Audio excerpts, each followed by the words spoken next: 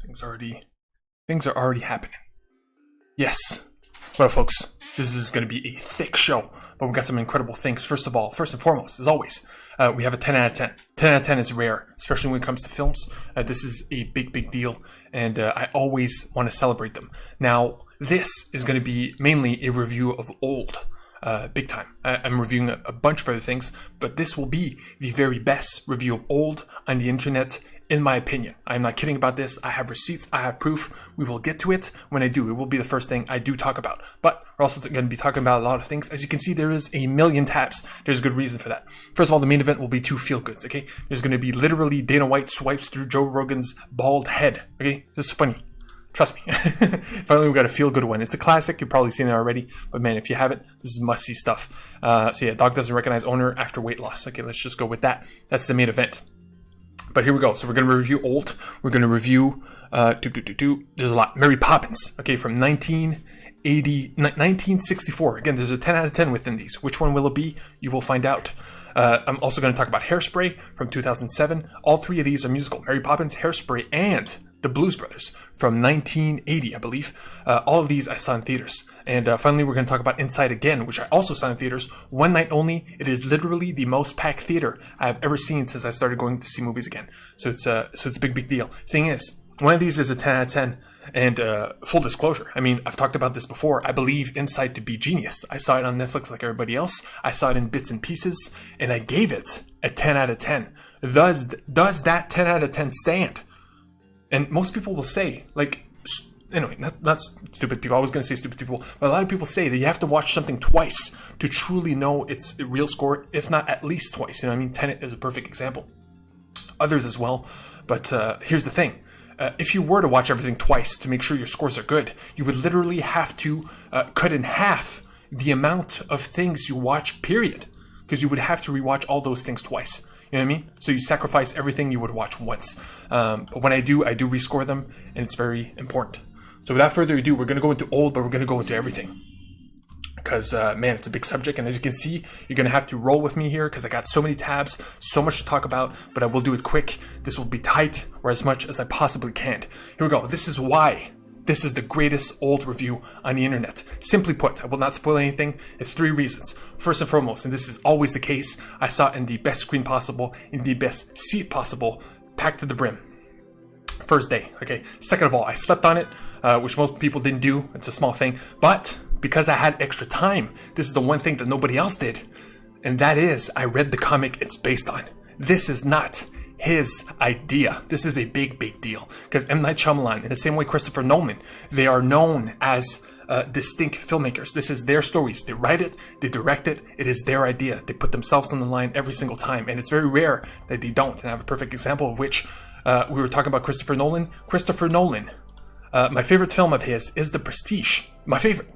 I love this over Inception and the Batman films. And The Prestige is the only one he did not write. He wrote the screenplay with his brother, but it was based off a novel, a true-to-life book. And I have not read that book, of course. But given the fact, you know, it's a straight-up book, I have a hard time believing he changed that much. But the point is, The Prestige is the same thing as Old in terms of filmmaker that is known for making their own things, doing something that belongs to somebody else from another medium, in this case comic book. It's based on a comic book called Sandcastle, okay? And I will prove to you, after I'm done with this review, that there has never been, there's a few exceptions, and I will show you why, but most graphic novels that are adapted are bad movies, and bad graphic novels. It's a weird thing that keeps happening in Hollywood, and it literally makes no sense to me, and I will show it to you. So this is why you will learn, you will learn something that you did not think was there. It's like hidden under the surface of, and yeah, I have proof and receipts as always. And I'm a big M. Night Shyamalan fan. This is nothing new. A lot of the reviews out there are people that have seen all of his films, and that's why we care. In the same way I cared about Space Jam or anything that is nostalgic. The thing about M. Night Shyamalan is that he has major up and downs. There are only 2 films that he has done that I have not seen on principle. Obviously, Avatar: The Last Airbender. That is literal blasphemy. To watch that is to literally, sacrifice your love for Avatar in a very small way. And that is blasphemy. That is the highest crime you can commit as a filmmaker is take something that is beloved by all and break it. And that's what he did. And that's his biggest downfall. And I also didn't see After Earth, because After Earth is a vanity project from Will Smith to make his son a movie star. It is very dirty. It's one of those dirty films where you're like, man, this wasn't made to make a film. This was made for a very specific purpose by a very specific rich person. In this case, Will Smith. It's kind of dirty. So I'll never see that on principle. But here's the thing. There was a time where M. Night Shyamalan was known to be a masterpiece director in the sense that we were seeing big things for this guy. There's literal magazines that have on the cover the next Steven Spielberg. That is not that huge a deal today. But trust me, back when that was written, it's as big a compliment as you could possibly get.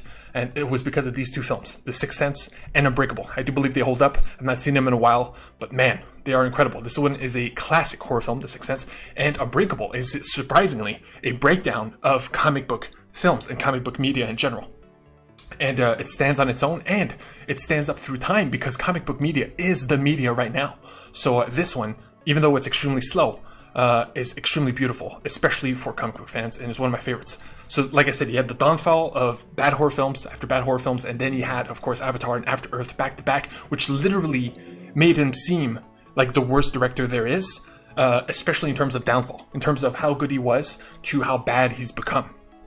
He's like one of the best examples of that. Then he made The Visit on his own budget, very tiny budget. Now, it wasn't anything special, it wasn't anything crazy, but it was certainly good enough for us to be like, you know what, maybe there's a chance he could reach that greatness from before. And then he came back with Split. Split is his newest, greatest film, okay? There's no 10. He hasn't done a true masterpiece, in my opinion. But Split is one of them. Because, and this is not because of him, it's because of James McAvoy. It's literally, maybe, top 5 best horror performances of all time. You know The Exorcist, the little girl in The Exorcist, and how good she is? She's like top 3. James McAvoy is top 5. He literally elevates this film, so much so that he elevates M. Night Shyamalan with him. It's crazy. This is a Oscar-worthy performance, and it sucks they don't nominate actors for horror, because man, and also the costumes play a big part, but still, it's all about the mannerisms and the acting of the character that has multiple personalities. It says on the poster, 23 distinct personalities. In this film, he doesn't have 23. In this film, he has like 8. The movie where he does have 23, and it does falter, is Glass. I like Glass more than most people, because this is his superhero trilogy. You got Unbreakable, Split, and then Glass. And because this is him. This is his take. This is his finale. This is his idea. And for that, I respect it. And while, you know, think what you may on this film, right? Some people hate it. Some people like it. You know what I mean? I probably love it more than most. I'm literally one of the rare few that actually respect this one. Because, again, it's his idea. This is his take on it. You know what I mean? And it's unique. It is his own. And nobody else has the take on superheroes like he does. And just for that alone, for its originality, no matter what you think on what he chose to do, it is undeniable that it is his vision. Now, like I told you, this is an adaptation of Sandcastle, a comic book, which already, you know, takes it down a peg. His last movie was Glass, people hated it, and then he did not have an idea of his own, or at least what probably happened is that he read this comic and he was like, oh my god, I could build on this. And like I said, I did read the comic, and he does build on it. The comic starts literally with them arriving at the beach. In the movie, there's like a literal 20-minute setup of like who these characters are, why did they get to the beach, and literally the, you know, quote-unquote twist. He's known for his twist. It's not really a twist in this film. It's like The Happening, where it is a reveal. It is like the whole movie, it's a mystery. It's like, why are these people getting old on this beach, right? You do get answers, and depending on how you feel about it, either you liked it or you didn't, will actually, everybody will have a different opinion on this one because of that fact. If you like the ending and you like the reveal, you will like this film, you know, enough. If you don't, you will hate this film. It is literally, it hinges on that. And here's the thing. This movie is about 3 things, okay? 3 things. Again, it's an adaptation. The relationships between the characters, which is probably the best thing that's elaborated on. Not good enough, though. And it's all about, like, you know, what is the message of this film? Yes, it's a horror film, but of course, it's a lot of families, it's a lot of kids growing up. There's a lot of, you know, there's a point here. There's a point here that wasn't in the comic. The comic is much worse than the film, which is saying a lot. But again, it's not a good comic. Look at the score. 3.44 out of 5 is bad. And I will tell you why in just a bit.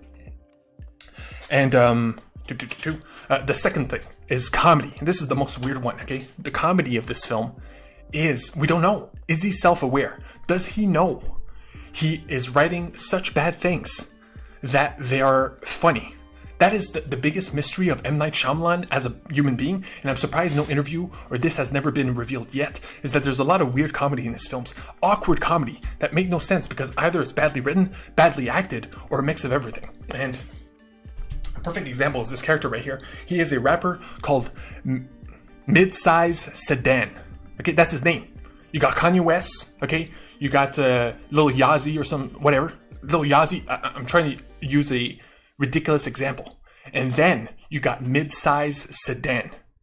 He's supposed to be taking legitimately. There's one of the characters that he is her biggest fan. He's like her Drake.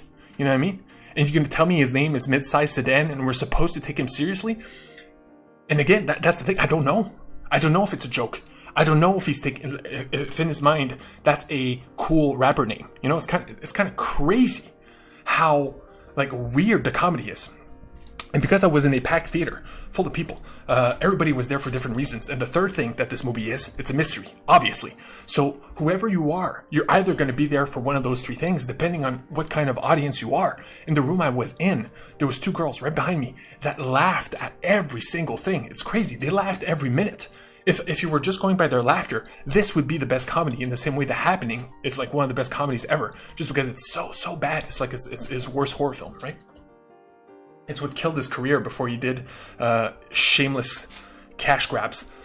So yeah, it's the biggest mystery. Okay, and the third thing this film is, okay, yeah, like I said, it's the mystery, and that's what I was there for. It's you know, you're staying in your seat and you want to know why. Why are they getting old? What are the answers? And you know, because it's M. Night, that you will get answers. So whether they are satisfying or not is up to, you know, him. Because again, he chose to add an ending that wasn't in the comic. A lot of what is in the comic is in the movie, which means a lot of the deaths, a lot of the characters, although some of them change race, some of them, you know, are removed or deepened upon.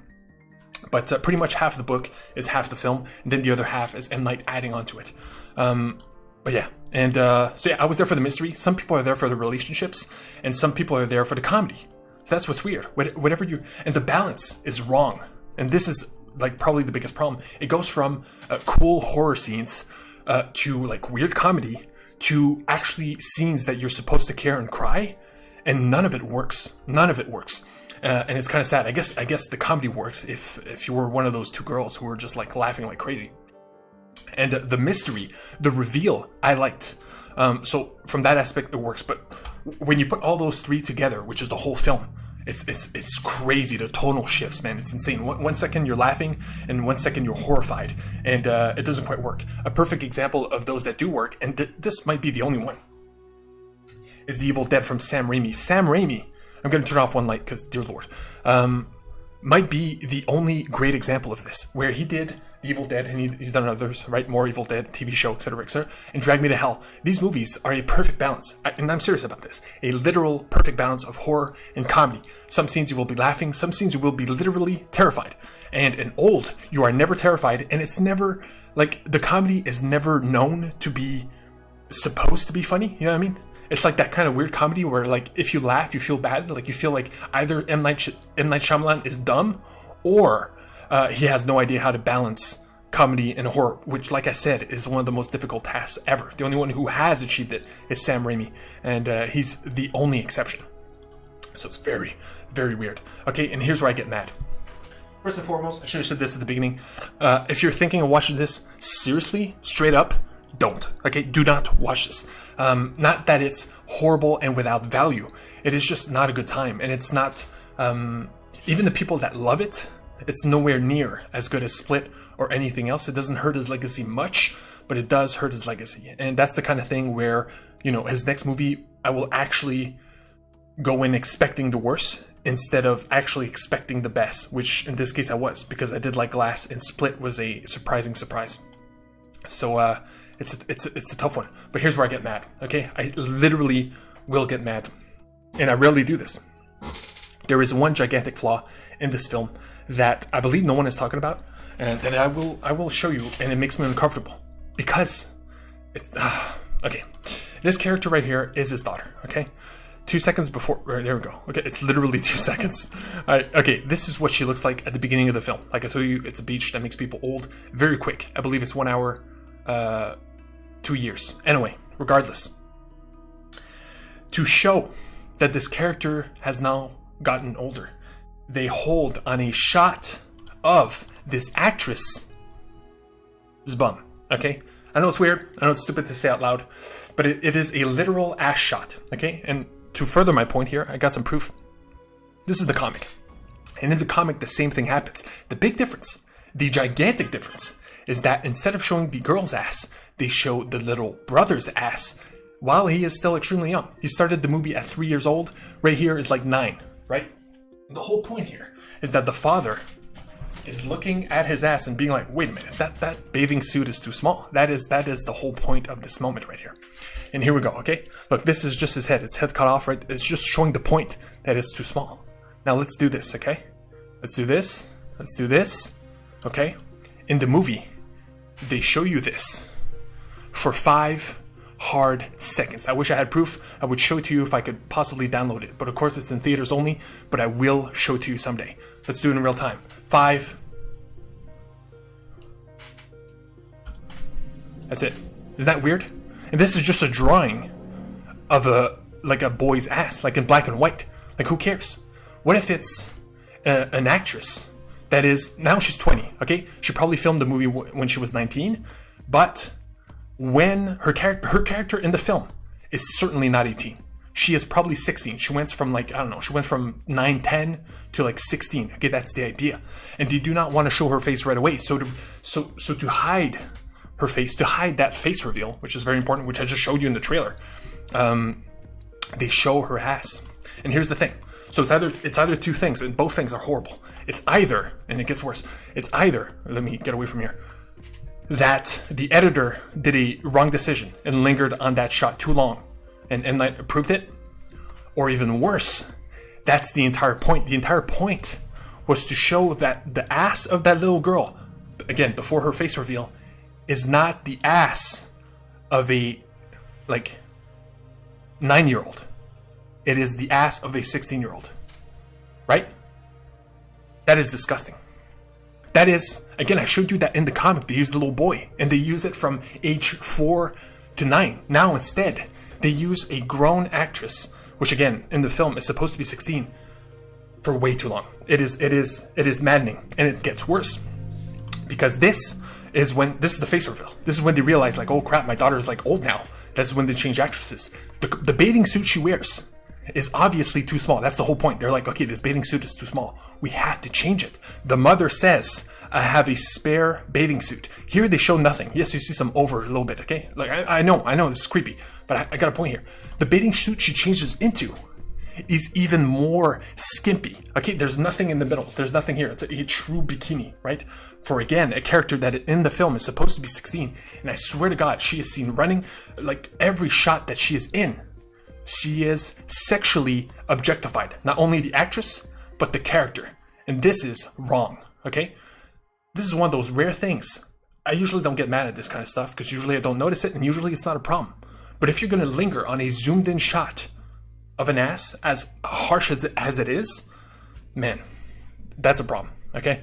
And that's it. Sorry I linger on this. I know I'm mad and it's rare I do this. And I will have proof. Trust me. Again, I showed you proof with the comic. I showed you proof with the trailer. And there's even a shot in the trailer of her with the new bathing suit, but it's literally 2 seconds. So it doesn't quite work. But my point stands, man. My point stands.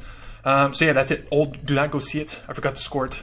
But it's okay, here's the thing. The kills were all right. There's a lot of characters, so a lot of kills. So half of them are good. The reveal I liked, which I told you. And finally, man, there was a third point here. Damn it, it's gone. But it's not irredeemable. There's a lot of worse horror films, right? But for M. Night Shyamalan, for his return, this is a downturn. Not only is it not his idea, yeah, I think that's the point, but anyway, I said all that I needed to say. So yeah, 6 out of 10. Do not go see it. Even if you're an M. Night Shyamalan completionist, this would hurt his legacy. So yeah, and he puts himself into it. It's a whole thing. Again, I'm trying not to spoil anything. So we're moving on. We're moving on because I got good stuff here. Again, 10 out of 10, still coming. But first of all, I got to show you proof that every graphic novel adaptation is bad. Simply because Hollywood is stupid enough to be like, you know what, comic book movies are popping off, man. Everybody's loving comic book movies. Here's what we're going to do. We're going to take any comic book we possibly can and make that into a film. The problem that they do not realize is that everything is scored, everything is known, every quality is quantifiable by numbers and by consensus, okay? And literally every single graphic novel adaptation that exists, and I'm not cutting here, again, I will show you, is bad, okay?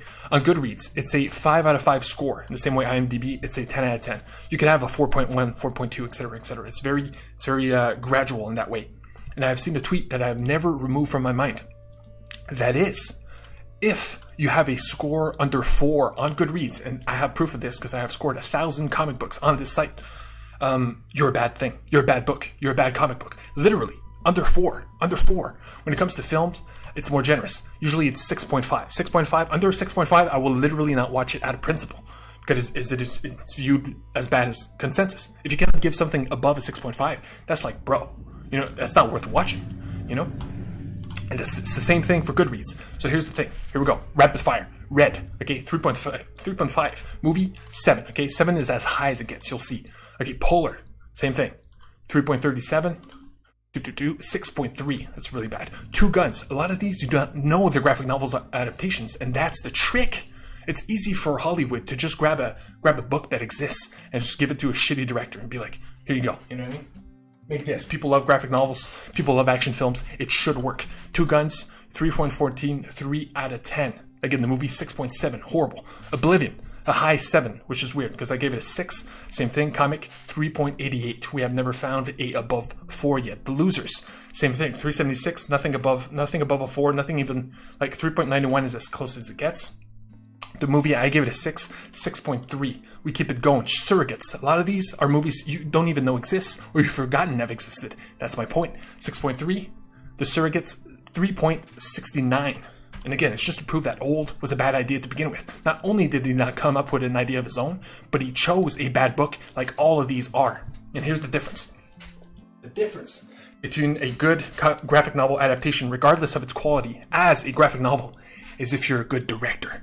And this proves that M. Night Shyamalan is not a good director. It hurts to say. It hurts to say. Everybody has highs and lows, right? But he will never be a great director in the way people perceive him to be. He's like Zack Snyder. Zack Snyder, M. Night Shyamalan, same thing. They do bad films. They do bad films. They have specific things that make them remembered, that their names matter. But really, they shouldn't. A History of Violence is one of the rare examples. 3.49, again, still bad. History of Violence, 7.4. I gave it a 7. It's a good film. It's a good film, straight up. Old Boy, one of the best examples. One of the best examples. It's based on a manga, okay? Same thing. None of these manga books has a 4, which is crazy. Again, I'm showing you a bunch of these comic books, right? And you're like, doesn't that mean that everything is scored under a 4? No. Everything I read is scored above a 4. It's easy to get a score above a 4. You'd be surprised. In the same way, it's kind of easy to get a 7. You know what I mean? If you're a good film in general, you'll get above a 7 on IMDb. In the same way, you'll get above a 4 on this site. Old Boy has one of the best directors of all time, Park Chan-wook, and it's one of the best movies of all time, regardless of the quality of the original work. They have their own take. Road to Perdition, another great example, 3.87. And the movie 7.7, Sam Mendes, one of the best directors there is. He directed the best James Bond film probably ever, in Skyfall. And so you know what I mean? That's the difference. A great director will take any piece of work and make it shine. My favorite example is Snowpiercer. Snowpiercer is my personal favorite Bong Joon-ho film. Parasite, I objectively know that is better, okay? I understand, right? But if you were to force me to watch one or the other right now, right here, it would be Snowpiercer just because of the action, and it's fun. Based on a French comic, all of them, nowhere near a 4. You know what I mean? He took that bad French comic from the 80s and made something special out of it. That takes talent. That takes potential, you know? And that's somebody who could make their own ideas, take somebody else's idea, make it their own. M. Night did it halfway, and he failed, okay? Just like everybody else has failed, but none of those directors are known. All of the shitty action movies I just showed you, we don't know those people. But we know M. Night, and we shouldn't. That's my point. And the fact that graphic novels adaptations are bad on principle, just because they literally choose the graphic novels that are not good. It's kind of weird. It's like nobody did their research. You know, there's so many indie graphic novels that are good. It's their fault. Okay, moving on. Here we go. Let's have fun here. Mary Poppins. Actually, let's not have fun here, because Mary Poppins is a classic musical. Okay, this movie is 2 hours and 20 minutes. It's one of the longest films I've seen in recent memory. Not only that, it's a musical. There's only one song I like. Chim Chimney, which is the most well-known. Chim Chimney, whatever. And etc., etc. I am glad I watched it, because I do want to watch Mary Poppins Returns. Came out a few years ago. Again, 2 hours and 10 minutes. How can you make that? Why? Because this movie has no plot. No plot. There is no actual story.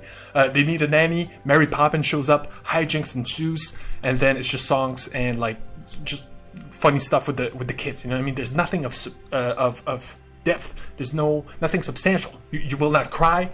Maybe you'll be joyful for like a second, but that's pretty much it.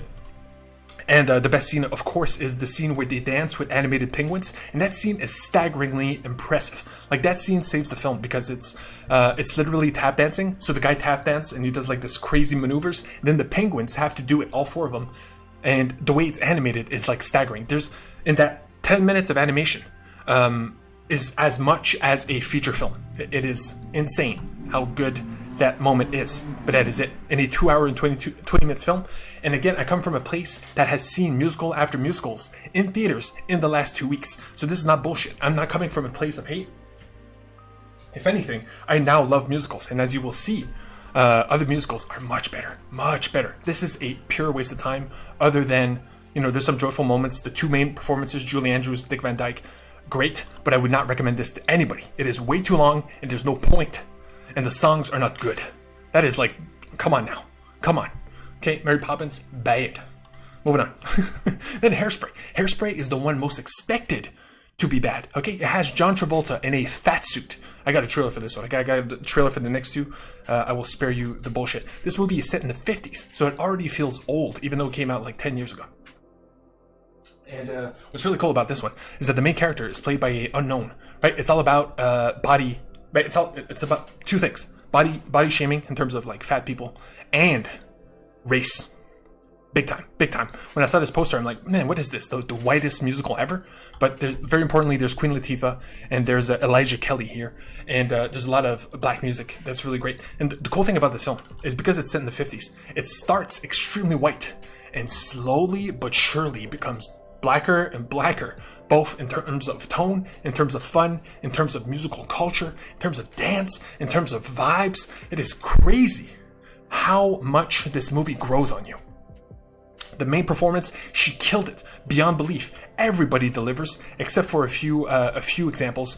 Most notably, the main teenage actress villain, Brittany Snow. She is the only one that fails, because, like, you know, Mean Girls, I wish she was a mean girl. Like, that's the whole point. She is supposed to be a mean girl. She doesn't deliver, and it literally doesn't, anyway, hampers it a bit.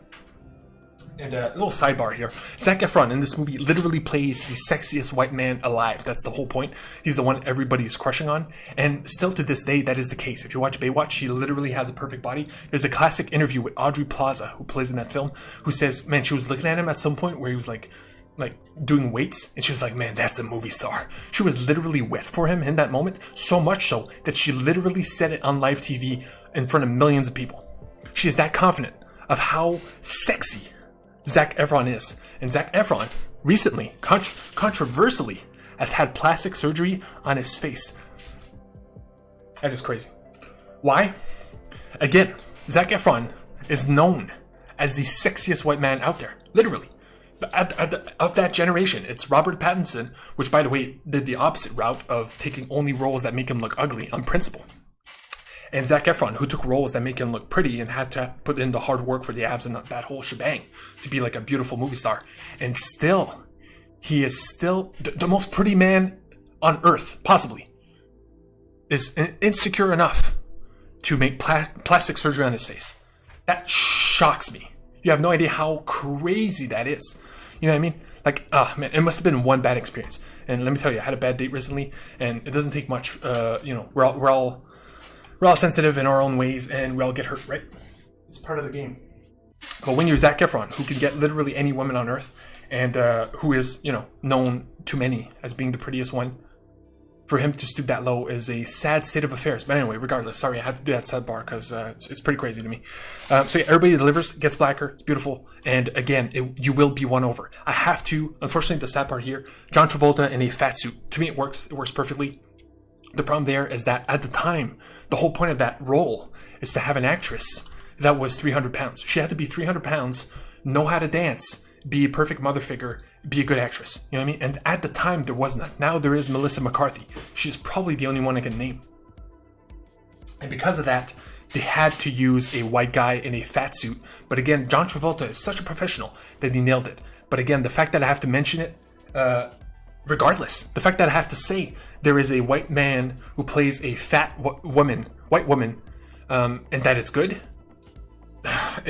I wish I didn't have to say that, but it is a fact, and it doesn't take away from the film. Hell, Christopher Walken plays her husband. Again, I'm saying her, but it's John Travolta, and those scenes are beautiful. I love the music, love the black vibes, love the message, and it won me over big time. The only thing holding it back, I told you already, it is a 9 out of 10. It is extremely strong musical, and trust me, no one is more out of disbelief than me. So yeah, Hairspray, seriously, it's set in the 50s, it seems old, it seems boring, but the stuff they do with race, the stuff they do with their message, the songs, everything, delivers. Again, if I talk long on something, it's for a good reason. We still have our 10. Inside, does it keep its 10 out of 10? I saw it in a full crowd. Let's find out. The Blues Brothers. Classic comedy, another musical back in the day, very much beloved. Okay, let's do I would flip a coin here. Let's do Inside, okay? Inside, in theaters. When I watched it the first time, I watched it in blocks, okay? I called it genius, and I still stand by that. It is genius. I could make a video, the genius of Inside. It literally break down every song and why it's genius. And it's not just the song, it's not just the songwriting, it's not just the pipes, it's not just the editing, it's not just the lighting, all the gimmicks he uses. Literally every song has a different setup. It's insane, the genius that is on screen. Here's the problem. When you watch it, an hour and a half, the whole shebang, the first 10 songs are much better, both in terms of vibes and in terms of feeling, than the last 10 songs. The problem here is that that's the purpose. This was made during COVID, so at the beginning of COVID, there is a semblance that it will end soon, and this is like the excitement of a new project, etc., etc. The more it goes on, the more he gets sad, the more it gets like borderline suicidal. There's a lot of jokes about suicide, which is funny the first time, funny the second time, kind of upsetting the fifth time. You know what I mean? It gets to be a little too much. And the ending is sad in a way that this is the COVID film. Like, this is the one that I'll watch in like a few years and be like, okay, this is it. This is what COVID was. The problem there is that it doesn't move beyond that. It's not like I wouldn't put this on for fun. I would put on the first half for fun. I would put on some songs specifically for fun, but I would not watch the full hour and a half because it starts high, it plateaus, and then it slightly dips. And if it slightly dips, regardless of what it is, it's not perfect. Okay, so it bumps down to a 9 out of 10. It is still genius. It is still everything, and it's one of the best things I've seen this year, without a doubt, okay? But some things just aren't perfect. I bumped In the Heights down, sadly, even though it's the top 5 film of the year. I have to bump Inside down, even though everybody in the room was dancing. It was a cool feeling. There's a moment where he makes a joke about, it's time to clap, you know what I mean? And it's like everybody clapped, and it was such a cool thing. One night only, it was a magical experience. But after the full hour and a half, when I left the room, I wasn't feeling great. And that's not a bad thing per se, but given the first half, I'll take the first half, which means, here we go, baby. The Blues Brothers. The Blues Brothers. John Belushi. Okay, John Belushi is a classic comedic actor. I got a trailer here for you. Where is it? Boom. Man, we finally went through all those tabs. Isn't it crazy? At the beginning, I had like 30 tabs. It was crazy. The Blues Brothers is an old movie, as you can see. John Belushi is the king in this film. Okay, Dan Aykroyd is he the director? Actually, I never looked up the director. Dan Aykroyd plays the straight man, John Landis. Okay, he plays the straight man to John Belushi, who back in the day was known as a legend. He is the Jack Black of the 80s in the sense that he was a short, fat dude who was extremely agile for his weight. Charisma, 10 out of 10. There's literally nobody more charismatic than Jack Black, than John Belushi. And this is the first movie I've seen of him, specifically. People love this film. Critics, I do not know why they did not like like it at the time. By the way, a 92% audience score is insanely high. Same thing with the 7.9 here. And here's the reason why it's so good. I got this beautiful video here from Max Landis. Max Landis, writer of Chronicle, one of my favorite superhero films. And he's a known screenwriter. He's been canceled, but he's back. Anyway, he made this video. Jurassic World 2 is the best dinosaur movie. Jurassic World Fallen Kingdom. And he coined the term, it's probably not him, but anyway, go movies. Okay, go mode, but it's go. Like a go film. Calling Jurassic World 2 a go film, which means a movie that does not stop. It grabs you by the balls. The second it does, it literally steps on the gas and does not like slow down for a second. These movies are extremely rare. He had a panel, I should put it, where he had a list, right? He had like 20 movies that are go movies. Half of them I have not seen because they're like Japanese or whatever. But certainly Blues Brothers would be one of the perfect examples of which. And here's where I wish I would have found. I said recently, literally on camera, there's proof of this, that I have never scored a comedy a 10 out of 10. From my memory, in that moment, I was like, there is none. Because to make a comedy a 10 out of 10, it is so difficult, okay? So difficult, because not only do the jokes have to deliver, you have to have a decent story, which is almost impossible in comedy, and you also have to have something special that is unquantifiable to make something perfect. You know what I mean? There has to be some genius involved. And here's where the genius comes in, okay? The Blues Brothers is a musical, but sneakily. It has like, 6 songs, and because it's such a long movie and because most of it is jokes, it doesn't feel like a musical. It just feels like a normal comedy with some songs in it. Okay, the first few songs, literally probably the first like 3 out of the 4 songs, especially the first one. And I was talking about race with Hairspray. Hairspray nailed its race aspect because it's the centerpiece of its story. If they failed that, it would be a bad film. Here's the thing. The Blues Brothers is just a stupid comedy about getting the band back together. It's like a guy coming out of prison. Man, I wish I could show you this crazy shot here. There's a crazy shot. They might show it in the trailer. But yeah, the first musical number, okay, the first semblance that this movie is a musical is they go into a church because they need some guidance. And it is the classic, it's one of the dream of mine. Classic gospel church. Okay, this is a church where everybody is pounding, everybody's in it. You got the pastor that's just like preaching and singing, and everybody's like, oh, hallelujah, and all this shit. You will never see a white church move like a black church. It is my dream to sneak in to a black church in the middle of nowhere where this type of stuff happens, where God is not only celebrated, but literally flows through the passion and dance of the people. It's crazy. You've seen these scenes through history. It is something that I tell you now, and you have images in your head. Boom, it's right here, right in front of you. Man, we got it. Right as I'm talking about it. Look at that man. You know who that man is? That man, okay, is James Brown. James Brown. I feel good. Okay? He's one of the best musical artists of all time. Okay? We're talking, especially in charisma.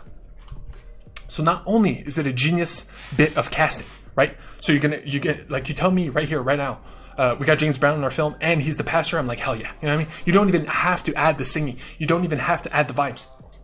But he does, dude. He does a musical number, and it's one of the most, poppin'. Of all the musicals I've seen recently, even In the Heights, which is, to be honest, might be the best musical of all time. This is the whole point. There's a musical festival that's happening at a theater near me, where I'm literally seeing musical after musical. As you've seen, I've reviewed them all. And that In the Heights might be the best. But this specific number is the best. This scene, the gospel, okay? And it sets up the film. This is the first one. This sets the tone. And it's 100% black. Yes, it's them entering the church, but I swear to God, the second they enter the church, it belongs to James Brown. It belongs to the black people in that church. And it belongs to them as a freaking race in terms of scene. The respect given here, it cannot be understated.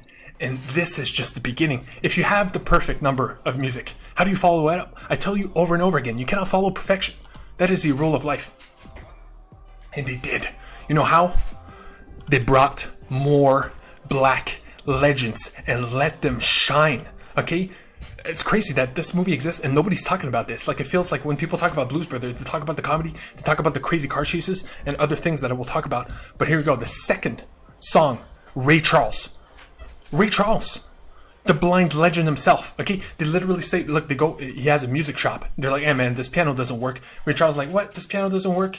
He goes, fucking plays a tune in the music shop. Everybody joins in. It's like Ray Charles, the legend, given respect, man.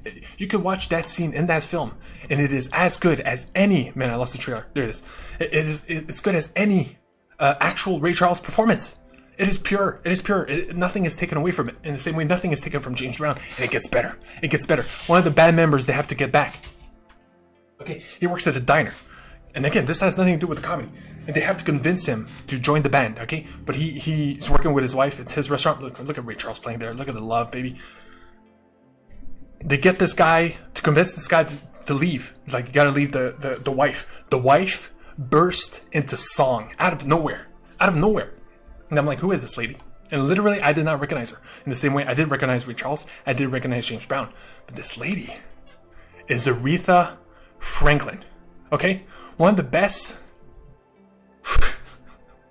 Man, it's so good.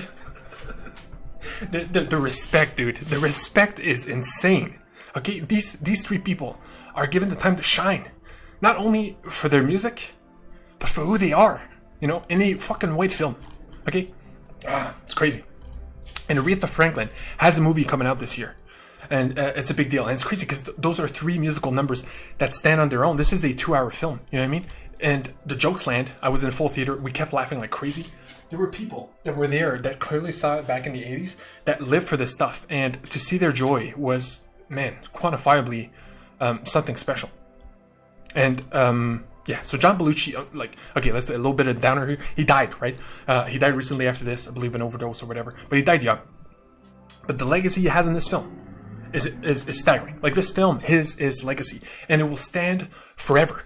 And here's the crazy thing: not only is it a great comedy, not only does it have beautiful musical numbers, but it's also a cool action movie. Like I said, it's a go movie. There's plenty of scenes where they're being chased by cops with plenty of cars. There's literally 60 cars that crash. You see every single crash, and it's crazy because you actually realize how shitty cars were back in the day. When you see these crashes, you're like, man, these cars are made out of paper.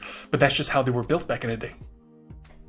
And once you get to the end of the film, the climax is so insane. The way it builds, right? A go movie, right? It feels, and this is crazy, that the budget of this film is infinite. Okay, this scene right here, they have literally 5,000 extras. 5,000 extras, okay? And there's no CG here. There's no bullshit. There's 5,000 people in that room. The energy can be felt. There's 60 car crashes. There's helicopters. There's rocket launchers. There's explosions. There's in a comedy. You know what I mean? You did not have to add this stuff, and they did. And they made it so fun. They made it so compelling. It literally has everything. And like I told you, I have never, ever in the history of my life scored a comedy a 10 out of 10, let alone one that is more than 25 years old. Look at this. Look at this. How much did this cost? Can you imagine? Not only did they have to block a main street in front of an important building, look at the amount of cars, look at the amount of people in uniform. This is staggering. Today this would cost $300 million, and they would do it in CG. But now it is real, and it is so impressive. You guys have no idea how good this movie is. And look, yes, I know I saw it in the theater. I saw it in a perfect setting, in a perfect mood, in a perfect seat. So you might not see it as a 10, right? Especially if you're alone. But if you can see this with a crowd, man, if you can, like, the way, I can't, anyway, that's it. That's it. I said everything I gotta say, and to be honest, the movie speaks for itself. It's a 10 out of 10. It's one of the best 10 out of 10s I've seen recently, and to be honest, it's the best comedy I've ever seen. It has to be. It's literally the only one I give a 10 to. And not only that, but it has the action, and it has the respect, the respect of black culture and black music in the way that even films that literally celebrate black culture and black music doesn't do. It is staggering. This movie is the pinnacle of cinema and comedy and musicals. It's anyway, sorry about that. Again, I get excited when I get a 10, especially when it's old, because I'm like, Wizard of Oz, I give it an 8, Mary Poppins a 6, you know what I mean? Like, none of these hold up. The only ones that do hold up are Shawshank Redemption and The Blues Brothers. Dude, I'm getting heated just because of it. So we made it. We're at the main event. This trailer is so long, by the way, it's 4 minutes. We didn't get through it, but that's my fault. Here we go. Main event, here's a reward, man. Thank you guys for sticking around. The passion bleeds. That's how it goes. Again, this is all practice. Trust me, I will put over Blues Brothers. I have things to showcase, and man, those people. James Brown. That James Brown scene is one of the best scenes I have ever seen in the history of film. I could easily put it in the top 10. Anyway, here we go. Like I told you, it's my dream. It's my dream to sneak into a black church. I'll never do it. I'll never do it because that would be disrespectful. But this movie I lived my dream through that movie, through that scene. Anyway, okay, this is a bald head salute. This is how they say what's up when you're bald. Okay, he staggers. Dana White is the boss of the UFC, which means he pays the man. He pays Joe Rogan to be a commentator. But in terms of hierarchy, they're equals. Okay, Joe Rogan has an empire, right? He's probably richer than Dana White in reality. So trust me, he would not let anybody touch his bald head other than Dana White. That is, to me, it's funny. I don't know. Look at that. The touch, dude. Imagine you're just like, you feel like some giant hand with giant biceps just touching your bald head. Man, that's freaky. Anyway, so that's the funny one. And here's the heartfelt one. Okay, here we go. It speaks for itself. That's his dog. Yeah. Hospital for 5 weeks. 5 weeks, it's not that long. It's barely over a month. But he lost a lot of weight because he was sick. The dog sniffs it. Okay. That joy, man. That joy is me watching that church scene. The dog is me watching James Brown perform as a pastor. Also, I love that scene because he's a pastor, right? So he's making a sermon before he jumps into song. And he's all into it, like any preacher would be. And he starts sweating. He's literally sweating like I am before he starts his musical number. And then he just keeps going. He's just you know what I mean? In the same way I keep going. Because, you know what I mean? Where you being, Daddy? You perform, baby. Oh my God. Look at the unbridled joy. And here's the crazy thing. When you go back, he's not far. This shows you that the eyesight of dogs not only sucks badly, but it doesn't even account for anything. You cannot. A blind dog is literally the same thing as not literally, you know what I mean? But look how close he is. Okay, and yes, he lost weight, but it's the same face. It's the same exact face, and the dog could not recognize him, even though he's literally 4 feet away.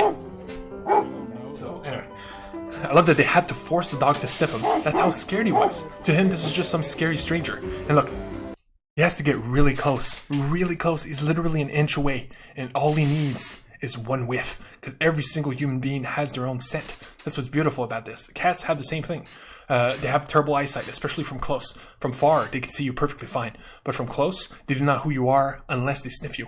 But it's nothing close to the sense of smell. And look, right as I unpause, that's the second it takes for that dog, the split second that it takes for that dog to realize that that is its owner. Just a beautiful moment. And what that is, it makes you understand from both angles.